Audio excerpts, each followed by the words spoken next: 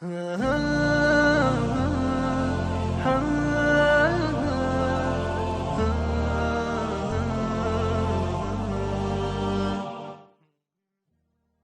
England ہماری جماعت گئی تھی تو میں قونیہ گیا، وہاں ہماری تشکیل نہیں تھی، لیکن میں نے کہا وہاں مولانا روم کے دربار پہ حاضری دینی، تو وہاں سے 900 کلومیٹر دور تھا، تو ہم فلائٹ لے کر گئے۔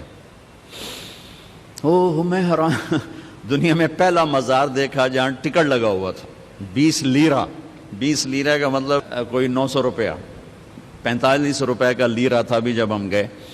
تو دنیا کا واحد دربار دیکھا، مزار دیکھا جہاں ٹکٹ لگا ہوا تھا، اتنے لوگ آتے ہیں، اور حیرت کی بات ہے کہ غیر مسلم زیادہ تھے، مسلمان کم تھے، عورتیں مرد، اور وہاں کھڑے ہوتے ہیں، باقاعدہ ان کی ڈیوٹی ہے کہ وہ، چونکہ ہمارے مغرب کی عورتیں ہوتی ہیں بیچاری، بہت مختصر لباس ہوتا ہے، تو ان کو وہ دیتی ہیں پورا عبایا دیتے ہیں، وہ عبایا پہن کے جاتی ہیں، سر سکارف پہن کے جاتی ہیں، پھر دوسری طرف سے نکلتی ہیں تو اتار کے ان کے حوالے کر دیتی ہیں۔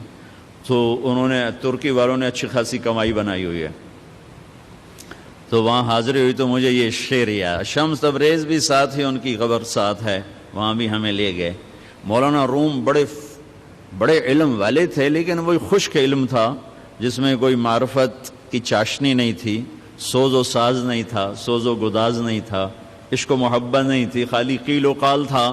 جیسے آج قیل و قال نے ہمیں توڑ کے رکھ دیا، مسجد سے بھی نفرت کی وہ ہوا چلی کہ فرقہ واریت کی آگ ایسی بھڑکی کہ روزانہ لاشیں گر رہے ہیں، نہ مارنے والے کو پتہ ہے میں کیا کر رہا ہوں، نہ مرنے والے کو پتہ ہے مجھے کیوں مارا جا رہا ہے، اور اس کے پیچھے ممبر پر بیٹھنے والے کو اللہ کا نہیں پتہ، اس کے اللہ کا رسول کا نہیں پتہ، اس نے، اور خاص طور پر میرے بر صغیر میں اتنی نفرت ہے کہ ایک دوسرے کو سلام بھی نہیں کرتے، مصافحہ بھی نہیں کرتے، ایک دوسرے کے پیچھے نماز بھی نہیں پڑھتے، انتہا ہو گئی ہے نفرت کی۔ تو مولانا روم بھی کچھ ایسے ہی تھے، مطلب ایسے سے مراد یہ نہیں کوئی فرقہ وادیت والے تھے، سر منطق فلسفہ کے بادشاہ تھے۔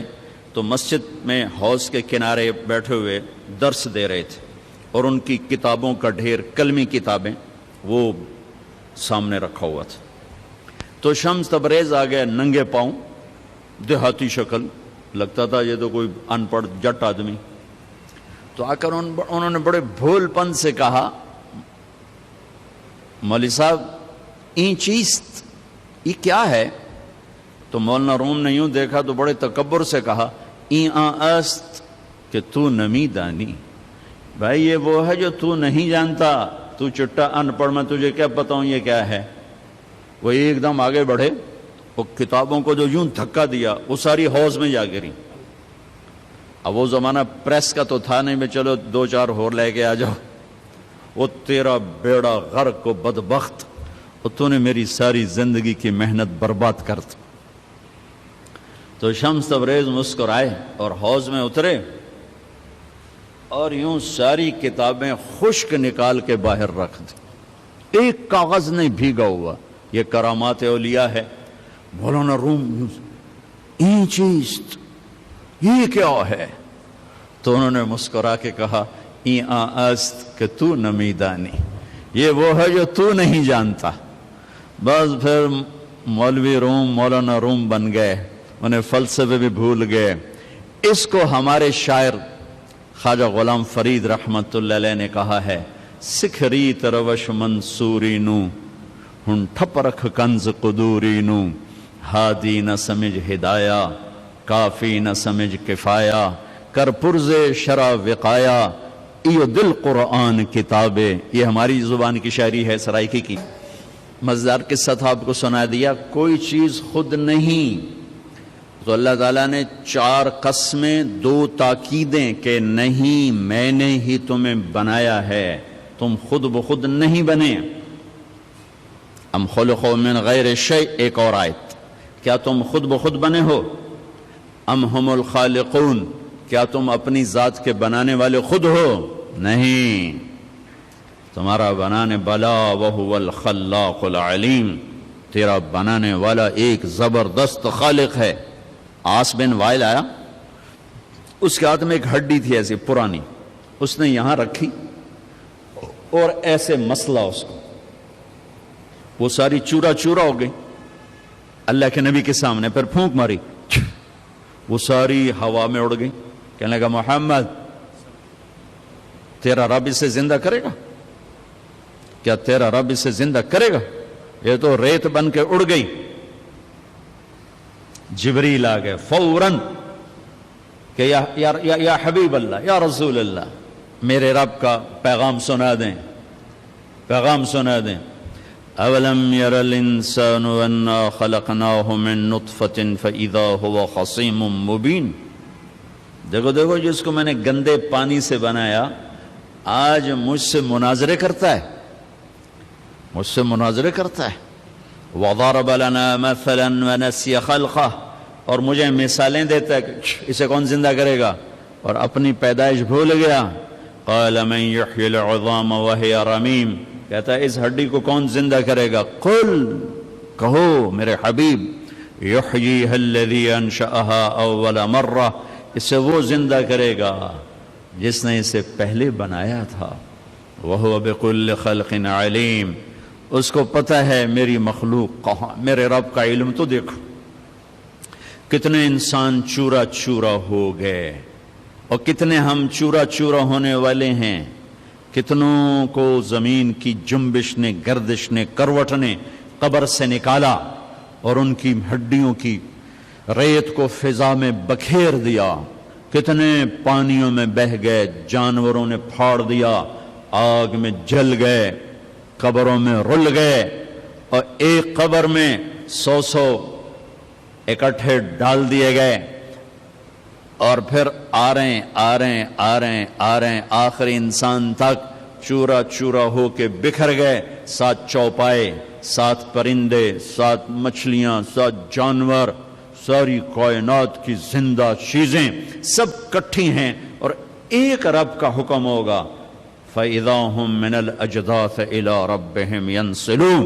اللہ ہم سب کو قبروں سے کھڑا کر کے زندہ کر کے دکھا دے.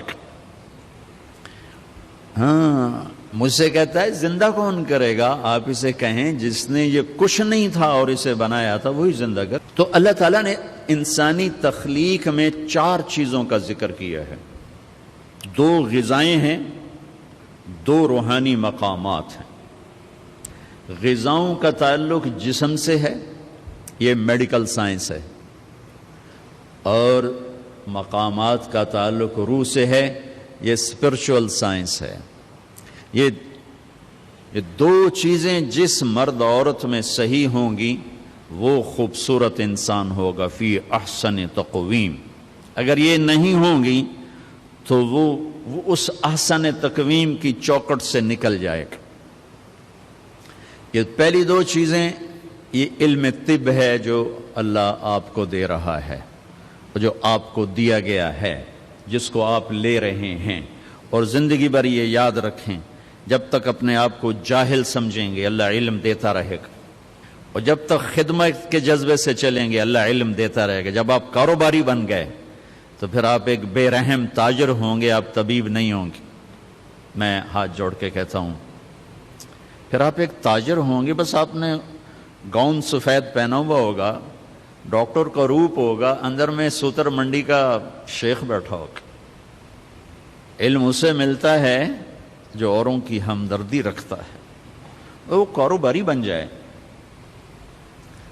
میں بہت رویا کرتا ہوں. میرا بھائی بھی ڈاکٹر ہے، یہ میرا ساتھی، ہم گورنمنٹ کالج لاہور میں اکٹھے تھے. یہ پرنسپل بن گیا، میں مولوی بن گیا، مقدر کی بات ہے. تو میرا بھائی بھی چھوٹا ہارٹ اسپیشلسٹ ہے، بہت اچھا ڈاکٹر ہے. جس دیس میں مظلوم وکیل کے پاس جائے تو وکیل اس سے گاہک تصور کر کے ڈیل کر رہا ہو کہ میرا گاہک آ گیا، میرا گاہک آ گیا. اور مریض تڑپتا ہوا ڈاکٹر کے پاس جائے اور ڈاکٹر کہے گاہک آ گیا، کسٹمر آ گیا. پھر وہ اپنی فیس بھی الگ لے اور لیبارٹریوں کو ٹیسٹ کروانے کے لیے جو نسخے بھیجے تو اس کے پیسے بھی الگ لے. پھر کمپنیاں اس کو خرید کر 5 روپے کی بجائے 50 روپے کی گولی لکھوائیں اور وہ ادھر سے بھی لے تو میں ہاتھ باندھ کے کہتا ہوں وہ ڈاکٹر نہیں ہے، تاجر ہے۔ گاؤن سے کیا ہوتا ہے یا کلینک سے کیا ہوتا ہے؟ ایک نے سوتر منڈی میں دکان کھول لی، ایک نے ایک ڈاکٹر کا بورڈ لگا کے کلینک بنا لیا، دونوں ہی تاجر ہیں۔ ایک نے ہائی کورٹ سپریم کورٹ کا وکیل کا پھٹا لگایا، تاجر ہیں، تاجر ہیں۔ وہ ڈاکٹر بن کے بیٹھا تو سفید گاؤن میں سیاہ شکل بن گیا کہ جس کو صرف پیسہ چاہیے، اسے مریض کی ہائے بھی نہیں سنی جاتی، مریض کا درد بھی نہیں اس تک پہنچتا۔ اور وکیل بنا تو وہ ایک تاجر بن گیا، تاجر بنا تو ایک دھوکے باز بن گیا، فراڈیا بن گیا، طاقتور بنا تو فرعون بن گیا، فقیر بنا تو ناشکرا بن گیا، چور ڈاکو بن گیا۔ اکائی بگڑی ہے، انسان بگڑا ہے، انسان۔ بھائیو، میں بھی کہہ رہا ہوں کہ انقلاب آنا چاہیے، لیکن کون سا انقلاب؟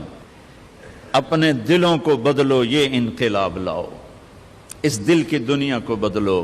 دل دریا سمندروں ڈوبے، کون دلاں دیاں جانے ہو، وچے بیڑے وچے جھیڑے وچے ونج مہانے ہو۔